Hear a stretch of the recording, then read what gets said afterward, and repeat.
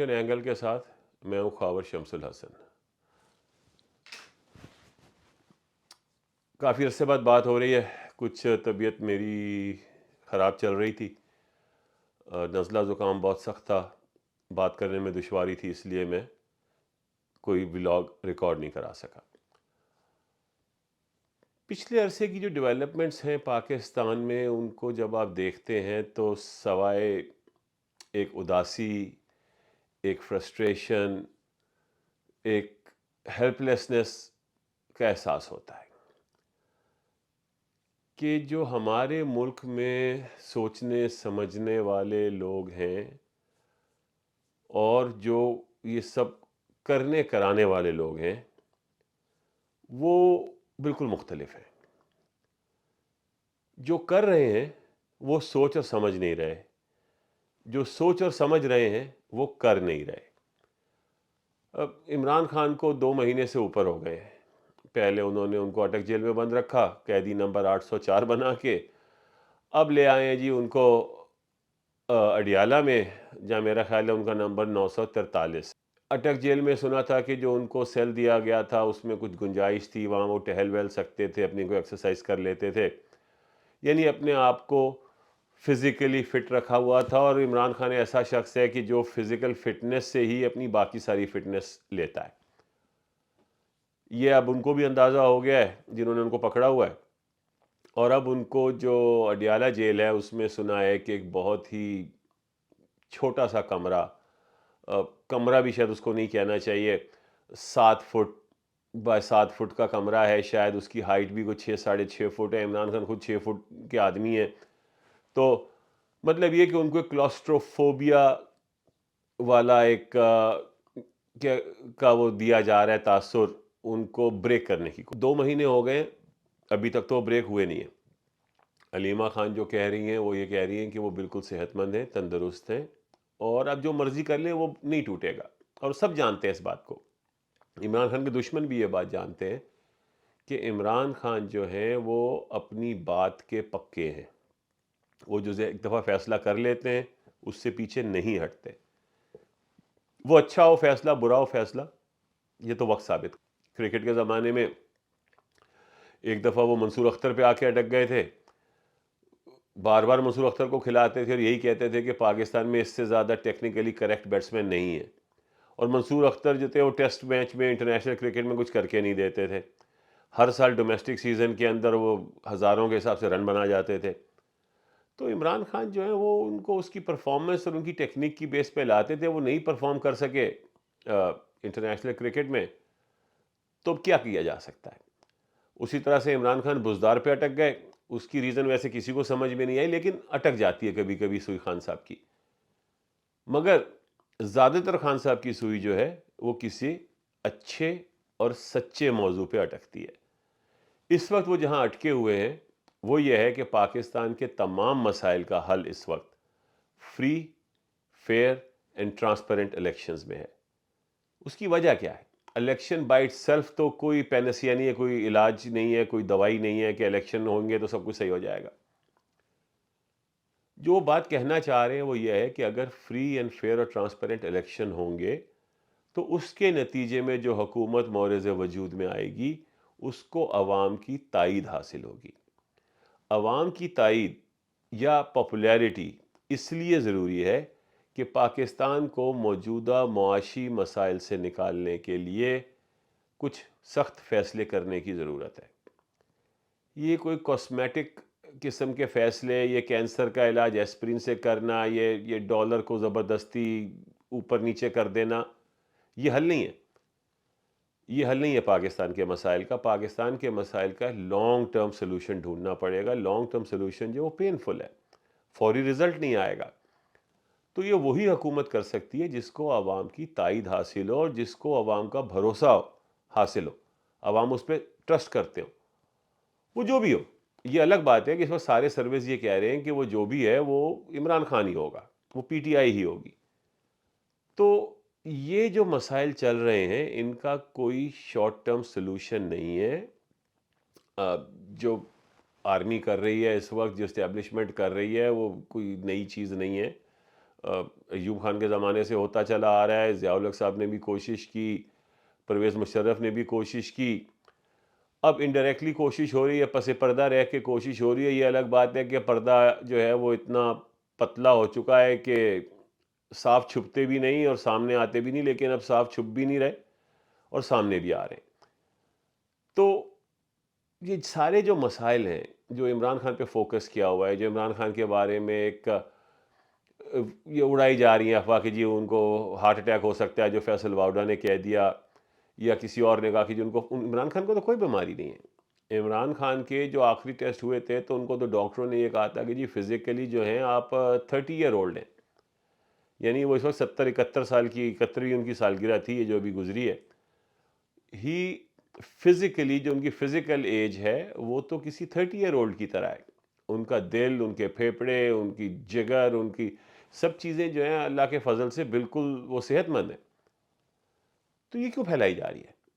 کیا یہ کوئی ٹیسٹ کر رہے ہیں عوام کے اندر تھیوری کہ جی عوام کو دیکھتے ہیں کہ ریئیکشن کیا آتا ہے اس قسم کی خبروں کا, یا یہ کسی آنے والی کارروائی کا پیش خیمہ ہے کہ انہوں نے عمران خان کو کوئی سلو پوائزن کر کے یا کوئی دوائی دے کے عمران خان کو انہوں نے بیمار کرنا ہے, اور وہ پہلے یہ دیکھنا چاہ رہے ہیں کہ اگر ہم یہ خبر پھیلا دیں, اگر لوگوں کو یہ پتہ چلے کہ عمران خان بیمار ہیں تو وہ کیا ریئیکشن دیتے ہیں. تو یہ دونوں باتیں ہو سکتی ہیں. دیکھیں بات یہ ہے کہ عمران خان آج اس لیے گرفتار ہے کہ وہ ایک گلوبل پالیٹکس کے وورٹیکس میں پھنس گیا ہے. عمران خان کا کوئی قصور نہیں ہے. نہ عمران خان کا قصور بزدار کو چیف منسٹر پنجاب لگانا ہے, نہ عمران خان کا قصور صحت کارڈ ایشو کرنا ہے, نہ عمران خان کا قصور جو ہے وہ جو انہوں نے بنائے تھے پناہ گاہیں وہ ہے, نہ عمران خان کا قصور یہ ہے کہ انہوں نے یونائٹڈ نیشنز کے اندر جا کے انڈیا کو کھری کھری سنا دی, یا یہ کہ انہوں نے مودی اور بی جے پی کو نازی جرمنی کی پارٹیوں سے تشبیہ دی. کیا یہ عمران خان کے گناہ؟ یہ نہیں ہے عمران خان کے گناہ. عمران خان کا گناہ یہ ہے کہ وہ غلط وقت پہ پاکستان کی وزارت عظمیٰ پہ براجمان تھے. غلط وقت ایسے کہ جو گلوبل پالیٹکس جس طرح سے اس کا پہیہ گھوم رہا ہے, اس میں امریکہ نے اپنی چائنا مخالف پالیسی اور روس مخالف پالیسی جو ہے اس کو ویپنائز کر دیا ہے, اس کو مسکولر بنا دیا ہے. اس کے کچھ ایلیمنٹس ہیں, ان ایلیمنٹس میں انڈیا کو سٹرونگ کر کے اس کو پراپ اپ کرنا. انڈیا کے اندر وہ دمخم نہیں ہے کہ وہ چائنا کا مقابلہ کر سکے, نہ ابھی ہے نہ آنے والے کئی سالوں میں ہوگا. مگر ویسٹ کی مجبوری ہے کہ انہوں نے انڈیا کو اس کے سائز سے 2 سائز بڑے کپڑے پہنا دیے ہیں, اور اب وہ یہ کہتے ہیں کہ یہ چائنا کے برابر ہو گیا ہے. ایسا نہیں ہے. مگر یہ سب دنیا کو, باقی دنیا کو یہ باور کرانے کے لیے ضروری ہے کہ پاکستان جو ہے وہ چائنا سے دور ہو جائے, بھارت کی بالادستی قبول کر لے. ویسٹ میں اگر یہ بات چل رہی ہو کہ جی یوکرین جو ہے وہ حق پہ ہے اور یوکرین کا ساتھ دینا چاہیے, تو پاکستان امنا صدقنا اسی طرح آ کے کھڑا ہو جائے. تو عمران خان کا قصور یہ ہے. عمران خان کا قصور یہ ہے کہ وہ غلط وقت میں پاکستان میں وزارت عظمیٰ کی کرسی پہ براجمان تھے, اور اس پہ ترا یہ کہ وہ یہ چاہتے تھے کہ پاکستان کے فیصلے پاکستان کی انٹرسٹ کو دیکھتے ہوئے کیے جائیں, ایسے فیصلے کیے جائیں جو پاکستان کے لوگوں کے لیے فائدہ مند ہوں. تو یہ تو قبول نہیں کیا جا سکتا. یہ تو بہت رسکی پروپوزیشن ہے. اگر اس طرح آپ نے ہر ملک کو اجازت دے دی کہ اس کا جو وزیر اعظم ہے, جو اس کو صدر ہے, وہ اپنے ملک کے حق میں فیصلے کرنے لگے, تو پھر گلوبل آرڈر کا کیا بنے گا؟ پھر یہ جو آج اسرائیل وحشیانہ کارروائیاں کر رہا ہے غزہ میں اور ساری دنیا خاموش ہے, یہ کیسے خاموش رہے گی؟ یہ تو خاموش نہیں رہے گی اگر لوگ جو ہیں وہ آزاد ہو جائیں گے. تو اس کو گلوبل کانٹیکسٹ میں دیکھیں. جو پاکستان میں ان کے ساتھ کیا جا رہا ہے وہ تو ان کی شہ پہ ہو رہا ہے. ابھی ایسے ہی ہے نا کہ جب پاکستان میں کوئی اوپر والا کسی کو پولیس سے پکڑوا دیتا ہے تو وہ تو اتنا ڈیٹیل میں شاید انسٹرکشن نہیں دیتا ہوگا کہ یار اس کو 4 ڈنڈے مارنے ہیں اور 2 دن کھانا نہیں دینا. وہ تو صرف یہ کہتا ہے کہ یہ بندہ جو ہے نا یہ تھوڑا سا آؤٹ ہو رہا ہے, اس کو رگڑا لگا دو. اب وہ رگڑا کیسا لگایا جائے گا, کون لگائے گا, کب تک لگائے گا, یہ فیصلہ تو وہ تھانے دار کرتا ہے. تو ہمارے جو تھانے دار ہیں انہوں نے یہ فیصلہ کیا ہے کہ عمران خان کو اب چھوڑیں گے نہیں، بند کر کے رکھا ہوا ہے۔ عمران خان کو ہر طریقے سے ٹارچر کیا جا رہا ہے، مگر اب یہ دیکھیں نا، اللہ کا قدرت کا نظام ہے کہ عمران خان جو ہے وہ ان کے سامنے ایک مرد آہن بن کے کھڑا ہو گیا ہے، نہیں جھکتا، نہیں ٹوٹتا، نہیں بکتا۔ کیا کیا کوششیں ہو رہی ہیں، مطلب جو اس کے جانثار ہیں عثمان ڈار، اس کے ساتھ کیا کیا ظلم کیا ہوگا، اس کو کیا کیا ڈرایا دھمکایا گیا ہوگا، اس کی فیملی پہ بات گئی ہوگی کہ مجبوراً اس کو وہ سٹیٹمنٹ دینا پڑ گیا۔ ایک دم عثمان ڈار جو ہے وہ کامران شاہد کے گھر پہنچ گیا۔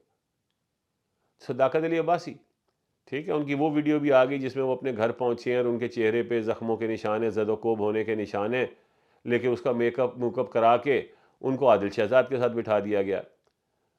اب ڈان والے خاندانی لوگ ہیں، ڈان نے ہمیشہ ایک اچھی صحافت کی ہے، آپ ان کے ایڈیٹوریل پالیسی سے اختلاف کر سکتے ہیں مگر یہ نہیں کہہ سکتے کہ وہ جھوٹ یا غیر محب وطن لوگ ہیں۔ انہوں نے ریزسٹ کیا، جب ان کو پہلی دفعہ وہ انٹرویو دیا گیا تو انہوں نے اس کو پل کر لیا، نہیں چلنے دیا۔ لیکن کب تک؟ یہ جو اس قسم کی نیکڈ اگریشن، ننگی طاقت کا استعمال کیا جا رہا ہے، ظاہر ہے جو شریف لوگ ہیں، جو بے عزتی نہیں چاہتے، جو اپنے کاروبار کی تباہی نہیں چاہتے، ان کے لیے مشکل ہو جاتا ہے، تو ان کی مجبوریاں بھی سمجھا کریں، ان کو برا نہ کہیں۔ صداقت علی عباسی کو میں برا نہیں کہوں گا، عثمان ڈار کو میں برا نہیں کہوں گا، اور ایسے جو لوگ ہیں جن سے زبردستی بیان دلوائے گئے ہیں اور آنے والے دنوں میں دلوائے جائیں گے، میں ان میں سے کسی کو برا نہیں کہوں گا۔ مجبوریاں ہیں، اور یہ تو مطلب ہمارا مذہب بھی اس بات کی اجازت دیتا ہے کہ اگر جان پہ بن آئے تو کیونکہ جان بہت قیمتی ہے تو اس کے لیے جو بھی کرنا پڑے کر لو، تو سور بھی حرام ہو جاتا ہے اگر آپ کی جان پہ بن آئے۔ تو اب کیا کیا جائے، یہ حالات ہیں پاکستان کے، ہر طرف سے پھنس چکے ہیں، مگر جو بیٹھے ہیں، جو یہ سب کر رہے ہیں، ان کو یہ کیوں سمجھ نہیں آ رہی، یہ کیوں سمجھ نہیں آ رہی کہ وہ گڑھا کھود رہے ہیں۔ وہ انگریزی کی کہاوت ہے کہ گڑھے سے نکلنے کے لیے پہلا کام یہ کرنا پڑتا ہے کہ کم سے کم کھدائی تو بند کر دیں۔ Stop digging, that's the first thing you should do, but no, they keep on digging. وہ ڈگنگ کرتے چلے جا رہے ہیں، گڑھا گہرا کرتے چلے جا رہے ہیں۔ اب آپ کا کوئی مطلب آپ کا دوست نہیں بچا، سعودی عرب والے نے آپ کو ٹھنڈ کرا دی، اس کو آنا تھا، ابھی آنا تھا، کبھی آنا تھا، نہیں آیا۔ چائنا والے اب آپ سے تھوڑا سا پلٹ گئے کیونکہ آپ تو ایک ٹیلی فون کال پہ لیٹ جاتے ہیں، آپ کا کوئی دین ایمان بھروسہ ہے نہیں۔ پالیسی آپ کے لیے کیسی بنائی جائے، لانگ ٹرم ریلیشنز آپ کے ساتھ کیسے اسٹیبلش کیے جائیں، مطلب یہ کب تک؟ کتنے اور ڈی ایچ اے بننے ہیں، کتنی اور آرگنائزیشنز کا جو ہیڈ ہے وہ کوئی ریٹائرڈ جنرل لگنا ہے، کب تک یہ ہونا ہے؟ ایک لمٹ ہوتی ہے، ایک لمٹ ہوتی ہے۔ Even it's in the establishment self interest کہ وہ پاکستان میں ایک پراپر پولیٹیکل سسٹم چلنے دے، ایک پراپر حکومت کو آنے دے۔ ان سے کون لڑ سکتا ہے؟ جیسے امریکہ سے کوئی نہیں لڑ سکتا، تو پاکستان میں جو بھی حکومت آئے گی وہ امریکہ سے ایک معاہدہ کرے گی یا امریکہ کے ساتھ ایک ڈیل کرے گی، وہ امریکہ کے خلاف نہیں جائے گی عام طور پہ۔ ویسے ہی جو پاکستان میں حکومت میں آئے گا وہ اسٹیبلشمنٹ کے خلاف نہیں جا سکتا اگر اس نے حکومت کرنی ہے۔ تو اب کس بات کا ڈر ہے اسٹیبلشمنٹ کو؟ آنے دیں، عمران خان کو آنے دیں۔ اس سے پہلے نواز شریف آئے تھے، اس سے پہلے بے نظیر آئی تھی، اس سے پہلے نواز شریف اور آئے تھے۔ یہ تو چلتا رہے گا سسٹم۔ جو بھی آئے گا، جو بھی آئے گا وہ یہ جانتا ہوگا، اور جس نے اب تک نہیں جانا تھا اب جان گیا ہوگا، کہ طاقت کا سرچشمہ جو ہیں انہوں نے چشمہ لگایا ہوا ہے۔ اس چشمے سے، اس سر چشمے سے آپ کو ڈیل کرنی پڑے گی، تو وہ ڈیل تو ہوگی، تو آپ کو تو کسی بات کا ڈر نہیں ہونا چاہیے۔ لیکن آپ خدارا کسی ایسے آدمی کو، ایسے لوگوں کو حکومت میں آنے دیں جو کم سے کم پاکستان کا دھندا تو آگے چلائیں، کو پاکستان کا کاروبار تو چلے، کچھ ترقی ہو، کچھ ایجوکیشن ہو، کچھ ریسرچ اینڈ ڈیولپمنٹ ہو، کوئی ایکسپورٹس بڑھے ہماری، ہم کسی جگہ تو پہنچیں۔ یہ تو ہم گھومے چلے جا رہے ہیں، جیسے سرکولر ڈیٹ ہے ویسے ہی ہمارا سرکولر ڈیٹ ہے کہ ہم ایک چکر میں پھنسے ہوئے گول گول گھومے جا رہے ہیں، دنیا کہاں سے کہاں چلی جا رہی ہے. مطلب بنگلہ دیش ہم سے آگے نکل گیا. مطلب اب اسی بات کی کسر رہ گئی کہ سری لنکا، نیپال، برما، بھوٹان یہ بھی ہم سے آگے نکل جائیں گے.